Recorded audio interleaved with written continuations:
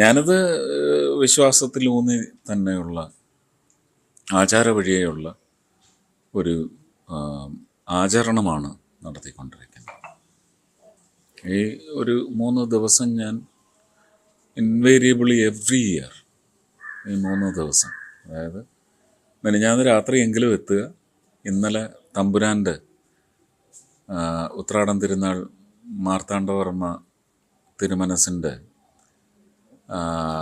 പേരിൽ കോൺസ്റ്റിറ്റ്യൂട്ട് ചെയ്തിട്ടുള്ള ട്രസ്റ്റിൻ്റെ അന്നദാനം അവിടെ കാർത്തിക ഓഡിറ്റോറിയത്തിൽ, അതും കോവിഡായിരുന്ന വർഷങ്ങളിലും നടത്തിയിരുന്നു. ഒരു വർഷം നമുക്കത് ഒന്ന് ലോലമായിപ്പോയി, അല്ലെങ്കിൽ ഒന്ന് മെലിഞ്ഞുപോയി അന്നദാനം. അത് പൊങ്കാലയും അതുപോലെ തന്നെയായിരുന്നു.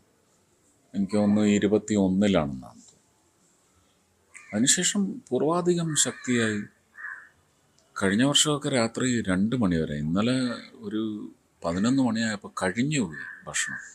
കറി പോലും ഇല്ലാതെ പോയി. കറി ബാക്കിയുണ്ടായിരുന്നെങ്കിൽ ഞങ്ങൾ അരിയിട്ട് വേവിച്ച് കരുതി ഒരു 2 മണി 3 മണി വരെ കൊടുത്തേനെ. ഒരു സ്ത്രീ ശക്തി ഇതിനു വേണ്ടി യാതന മാത്രമാണ് അനുഭവിച്ചിരിക്കുന്നത്. ഇന്നെനിക്ക് തോന്നുന്നു ഈശ്വരൻ കൊട പിടിച്ചിരിക്കുക. ഇന്നലെ ഈ സമയത്തൊക്കെ കുത്തിക്കേറുന്ന വെയിലായിരുന്നു. ഞാൻ ആറ്റുകാൽ പൊങ്കാല പ്രദേശത്ത് തന്നെയായിരുന്നു. സഹിക്കാൻ പറ്റാത്ത ചൂടായിരുന്നു. ഇവരൊന്നും അത് ശ്രദ്ധിക്കുന്നേ ഇല്ല.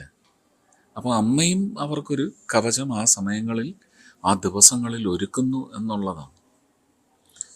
അപ്പം അങ്ങനെ എല്ലാ തരത്തിലും ഒരു വനിതാശക്തി നമ്മൾ കാണുന്നു. അദൃശ്യമായ ദേവിയുടെ ശക്തി, സ്ത്രീ ശക്തി എന്ന് പറയുന്ന ഒരു ഭൂമിയുടെ തത്വം, അതിനുള്ള ആദരവാണ് ഈ ദിവസം നടക്കുന്നത്. പൊങ്കാല എന്ന് പറയുന്നത് തന്നെ ഭൂമി ദേവിക്കുള്ള സമർപ്പണമാണ്. അതുകൊണ്ട് ഈ നമ്മൾ കലം വെച്ച് അരിയിട്ട് കഴിഞ്ഞിട്ട് ആദ്യത്തെ തൂകി വീഴുന്നത് അമ്മയുടെ, ഭൂമിദേവിയുടെ ഉള്ളകത്തിലേക്കാണ് ചെന്ന ആദ്യത്തെ തൂവൽ ചെന്ന് ചാർത്തുന്നത്. സ്ത്രീ ശാക്തീകരണത്തിൻ്റെ ഏറ്റവും വലിയ വിളംബരം നമുക്ക് ചരിത്രപരമായിട്ട്, അല്ലെങ്കിൽ ഫേബിൾസ് എന്നാരെങ്കിലും അവിശ്വാസികളെ വിളിച്ചാൽ അങ്ങനെ, ഫേബിൾസിൽ നിന്ന്, കഥകളിൽ നിന്ന് ഒക്കെ നമ്മൾ മനസ്സിലാക്കിയിട്ടുള്ള ആദ്യത്തെ ശക്തിയേറിയ വിളംബരം വന്നത് കണ്ണകിയിൽ നിന്ന്. ആ കണ്ണകി എന്ന് പറയുന്ന ഏറ്റവും വലിയ സ്ത്രീ ശക്തി സ്വരൂപത്തെയാണ് ഇന്ന് ലക്ഷക്കണക്കിന് വരുന്നത്. നിങ്ങൾ ഇവിടുന്ന് കാണുന്ന എണ്ണമല്ല. ഇനി ഈ ജില്ലയ്ക്ക് പുറത്ത് എത്ര, ആരെങ്കിലും കണക്കെടുത്തിട്ടുണ്ടോ? ഈ സംസ്ഥാനത്തിന് പുറത്ത് ആർക്കെങ്കിലും കണക്കെടുക്കാൻ പറ്റുമോ? ഓരോ വീടുകളിലും, പൂനെയിലും മുംബൈയിലും ഒക്കെ ഓരോ വീടുകളിലുമാണ്. ചെന്നൈയിലൊക്കെ വീടുകളിലുമുണ്ട്. അവിടെ ഒരു സത്സംഗമം എന്ന് പറഞ്ഞിട്ട് ഒരു സംഘടനയുണ്ട്. നമ്മുടെ പഴയ നടി ലക്ഷ്മി ചേച്ചിയൊക്കെ അതിൻ്റെ ഭാഗമാണ്, ലക്ഷ്മി മോഹൻ. അപ്പോൾ അവിടെയൊക്കെ ആയിരക്കണക്കിന് വീടുകളിലാണെന്ന് ഞാൻ പറയും, ലക്ഷക്കണക്കിനാണെന്ന് അവരവകാശം ഉന്നയിച്ചാൽ അത് നമുക്ക് തിരസ്കരിക്കാനും ഒക്കത്തില്ല. അപ്പോൾ ഇതൊരു ആഗോള കാഴ്ചയായി മാറുന്നുണ്ട്. അമേരിക്കയിലുണ്ട്, ഓസ്ട്രേലിയയിലുണ്ട്, വിവിധ ഭൂഖണ്ഡങ്ങളിൽ ഇത് നടക്കുന്നുണ്ട് എന്ന് പറയുമ്പോൾ തത്വത്തിൽ ഇത് ഒരു ആഗോള ദേവി എന്ന് പറയുന്ന ഒരു സങ്കല്പമുണ്ട്. ആ ദേവി സ്ത്രീയാണെങ്കിൽ ആ സ്ത്രീയെയാണ് ഇന്ന് ആദരിക്കുന്നത്, ആചരിക്കുന്നത്. കുറച്ചുകൂടി വിപുലമായി പറഞ്ഞാൽ സ്ത്രീത്വമാണ് ആഘോഷിക്കപ്പെടുന്നത്.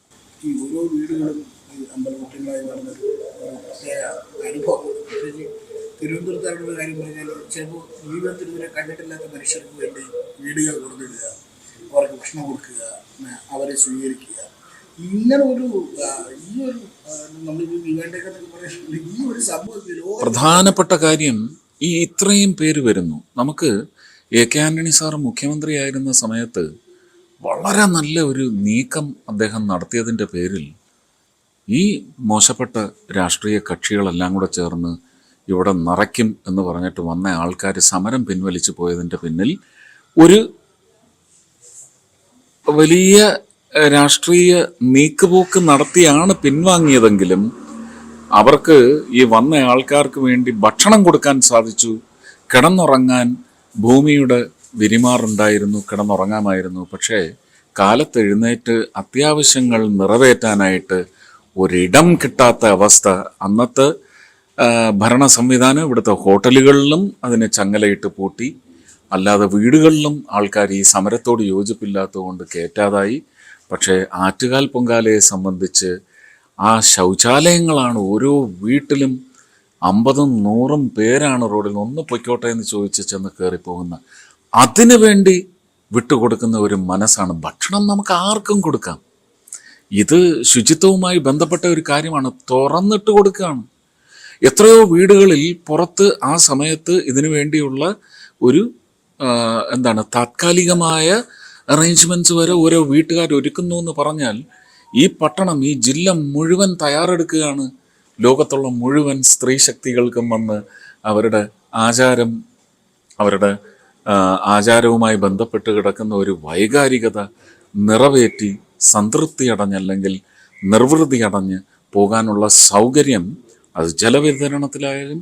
ഞാനിപ്പോൾ ഇന്നലെ പോയ ഫംഗ്ഷൻ സ്ഥലത്തുനിന്ന് ഒരു വീട്ടുകാരെന്നെ ഒരു ഫ്ലാറ്റിലേക്ക് കൊണ്ടുപോയി. അവിടെ ഏതാണ്ട് 4-5 കുടുംബങ്ങളാണ് അങ്ങ് നോർത്ത് മലബാറിൽ നിന്നൊക്കെ വന്ന് പൊങ്കാല അർപ്പിക്കാൻ വന്നിരിക്കുന്നത്. എങ്ങനെ പരിചയപ്പെട്ടു എന്ന് ചോദിച്ചാൽ, ഒരു പ്രാവശ്യം ഫോണിലൂടെ ഇങ്ങനെ, നിങ്ങൾക്ക് അവിടെ വീടുണ്ടല്ലോ, അതൊന്ന് തുറന്നു തരുമോ? ഇല്ല, ഞങ്ങളിവിടെ താമസിക്കുകയാണ്, നിങ്ങൾ വന്ന് ഞങ്ങളുടെ കൂടെ താമസിച്ചോളൂ എന്ന് പറഞ്ഞ്. ശോഭനയുടെ കസിനാണ്, കാർത്തിയാനി എന്ന് വിളിപ്പേരുള്ള ലതിക, അവരുടെ ഭർത്താവ്, മക്കള് എല്ലാം ഏതാണ്ട് 4 കുടുംബമാണ് അവരുടെ ആ ഫ്ലാറ്റിൽ താമസിക്കുന്നത്. അങ്ങനെ എത്ര 1000 ഫ്ലാറ്റുകൾ, 10,000-കണക്കിന് ഫ്ലാറ്റുകളിലും വീടുകളിലുമാണ് ഈ ഒരു ആചാരമെന്ന് ഞങ്ങൾ പറയും, ആദരവ് എന്നും പറയും, ആഘോഷമെന്ന് മറ്റു ചിലർ പറയും. പിന്നെ എനിക്കറിയാം, ഒരു CPM മന്ത്രിണി എൻ്റെ അടുത്ത് പറഞ്ഞിട്ടുണ്ട്, ഇത് പെണ്ണുങ്ങളുടെ ഷോ അല്ലേ എന്ന് പറഞ്ഞിട്ടുണ്ട്. ഒരു ഭയങ്കര ശ്രീ ഉള്ള സ്ത്രീയാണ്. പുച്ഛമാണ് തോന്നിയിട്ടുള്ളത്. ഷോ ആയിട്ട് നിങ്ങൾക്ക് ഈ പൊങ്കാല അർപ്പിക്കുന്ന ഒരു സ്ത്രീയുടെ ഹൃദയത്തിനുള്ളിലേക്ക് കയറി നിങ്ങൾക്ക് ആ ഷോ കാണാൻ പറ്റുമോ? അവരുടെ മുഖഭാവത്ത് കാണാൻ പറ്റുമോ? ഇതങ്ങനെ ഒരു ആഘോഷം പോലുമാണെന്ന് പറഞ്ഞ് ഞാൻ തള്ളത്തില്ല. ഒരു ഭയങ്കര ആർദ്രമായ വൈകാരിക വിക്ഷേപമാണ് നടക്കുന്നത് ഈ 7-8 ദിവസം. ഇനി ഏറ്റവും പ്രധാനം, എൻ്റെ ഭാര്യയും ഞാനും കാത്തിരിക്കുന്നത് അടുത്ത വർഷത്തെ പൊങ്കാല ദിവസം അറിയാൻ വേണ്ടിയാണ്, പുതിയ കാലണ്ടർ. ശബരിമലയും ഇങ്ങനെ തന്നെ. ഗുരുവായൂരപ്പനെ നമുക്ക് എപ്പോൾ വേണേലും കാണാൻ പോവാം. ആചാരക്രമത്തിൽ വർഷത്തിൽ മണ്ഡലകാലത്ത് മാത്രം, പിന്നെ മകരവിളക്കിന് മാത്രമേ അയ്യപ്പനെ കാണാൻ പറ്റൂ എന്ന് പറയുന്ന ശുദ്ധമായ ഒരു, അതിനകത്ത് വാണിജ്യം കലർത്താത്ത ഒരു ആചാരമുണ്ടായിരുന്നു. അത് തച്ചൊടച്ചു, വെറും വാണിജ്യപരമായ ആവശ്യങ്ങൾക്ക് വേണ്ടി. അതൊരു കുബുദ്ധിത്തരമാണ്. അപ്പോൾ അങ്ങനെ ഉണ്ടായിരുന്ന ഒരു കാലത്തിന് വേണ്ടി നമ്മൾ ഒരിക്കൽ ശബരിമലയിൽ പോയി തിരിച്ചു വന്ന് വീട്ടിൽ ഒരു തേങ്ങ അടിച്ച് കയറിക്കഴിഞ്ഞാൽ പിന്നെ അടുത്ത മണ്ഡലകാലത്തിന് വേണ്ടി കാത്തിരിക്കുക എന്ന് പറയുന്നത് പോലെയാണ്. അടുത്ത പൊങ്കാലക്കാലത്തിന് വേണ്ടിയാണ് ഓരോ സ്ത്രീയും അവർ പ്രസവിക്കാനിരിക്കുന്ന കുഞ്ഞിന് ഈ ആചാര വഴിയെ സമ്മാനിച്ചിട്ട് ഈ മണ്ണിനോട് വിട പറയണം എന്ന് പറയുന്ന ഒരു സ്ത്രീ യാത്രയുണ്ട്, ഒരു സ്ത്രീ ഗമനമുണ്ട്. ഇതെല്ലാം ആചരിക്കപ്പെടുകയാണ് ഇന്നത്തെ ദിവസം.